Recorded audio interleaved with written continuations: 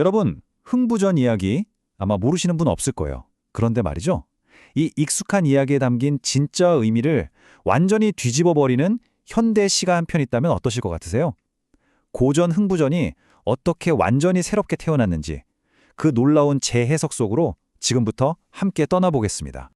네, 바로 이 질문. 여기서부터 모든 게 시작됩니다. 사실 우리는 흥부전을 그냥 착하게 살면 복 받는다, 이런 이야기로만 기억하잖아요. 근데요, 오늘 이 이야기를 따라가다 보면 아마 우리가 철석같이 믿었던 그 보물의 진짜 의미가 완전히 달라질지도 모릅니다. 오늘 우리가 만나볼 두 이야기는 바로 전통 판소리 흥보가하고요. 또 하나는 박재삼 시인의 흥부 부부상입니다. 이 두 작품은요, 정말 신기하게도 같은 뿌리에서 시작했는데 전혀 다른 꽃을 피워냈어요. 네, 보시는 것처럼 둘 다 흥부전이라는 같은 이야기에서 출발하는데 그 방향이 정말 완전히 달라요. 그러니까 흥보가가 이 기나긴 고난 끝에 찾아오는 물질적인 보상에 집중한다면 흥보 부부상은 우리한테 툭 질문을 던지는 거예요. 진짜 가치 있는 건 뭘까 하고요. 자, 그럼 먼저 원작의 분위기를 제대로 느끼러 흥보가의 세계로 한번 들어가 볼까요? 이 작품을 처음부터 끝까지 관통하는 핵심적인 감정은 뭐냐면요. 바로 고통, 그리고 가난, 그리고 이 모든 걸 제발 끝내줬으면 하는 물질적 구원에 대한 아주 간절한 희망입니다. 이 흥보가를 제대로 이해하려면 판소리가 뭔지 알아야 하는데요. 판소리라는 게 그냥 이야기만 하는 게 아니잖아요. 소리꾼이 이 장단, 즉 리듬 패턴을 계속 바꿔가면서 감정을 쌓아올리는 일종의 음악극이에요. 그러니까 이 장단이 바로 감정의 볼륨을 조절하는 장치인 셈이죠. 이 판소리의 진짜 재미가 바로 이 리듬의 변화에 있거든요. 예를 들어서 흥보가 절망에 빠져서 한탄할 때는 가장 느린 진양조로 슬픔을 정말 극대화하고요. 그러다가 마침내 박을 탈 때는요, 아주 빠르고 몰아치는 자진몰이로 긴장감을 확 끌어올리는 거죠. 그러니까 이 리듬 하나로 흥부의 감정 롤러코스터를 우리가 그대로 체험하는 겁니다. 바로 이 대사가 흥보가의 핵심 정서를 아주 잘 보여줍니다. 자기의 불행을 팔자 탓으로 돌리면서 이 물질적인 가난을 가장 큰 문제, 고통의 근원이라고 여기고 있는 거죠. 이 한탄 속에는 이 현실을 어떻게든 벗어나고 싶다는 그 간절함이 고스란히 담겨 있는 겁니다. 자, 지금까지의 이 거대한 서사에서 잠시 벗어나 볼까요?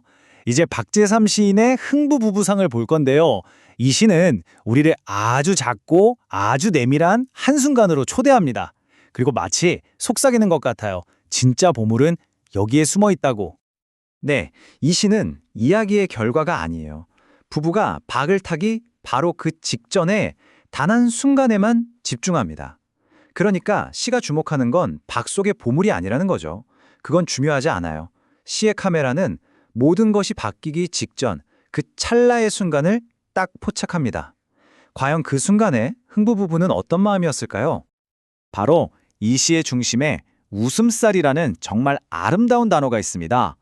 말 그대로 웃음의 물결 또는 웃음의 살결이라는 뜻인데요. 시인은 이 극심한 가난 속에서도 부부가 서로 나눌 수 있었던 이 소박하고 순수한 미소야말로 물질적인 보물이 나타나기 이전에 이미 존재했던 진짜 풍요로움이라고 말하고 있는 겁니다.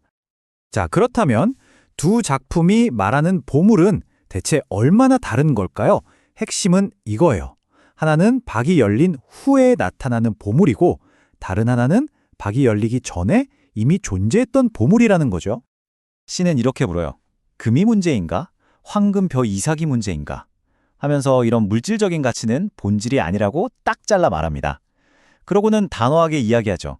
진짜 중요한 문제는 바로 부부가 함께 나눈 그 웃음의 물살이라고요.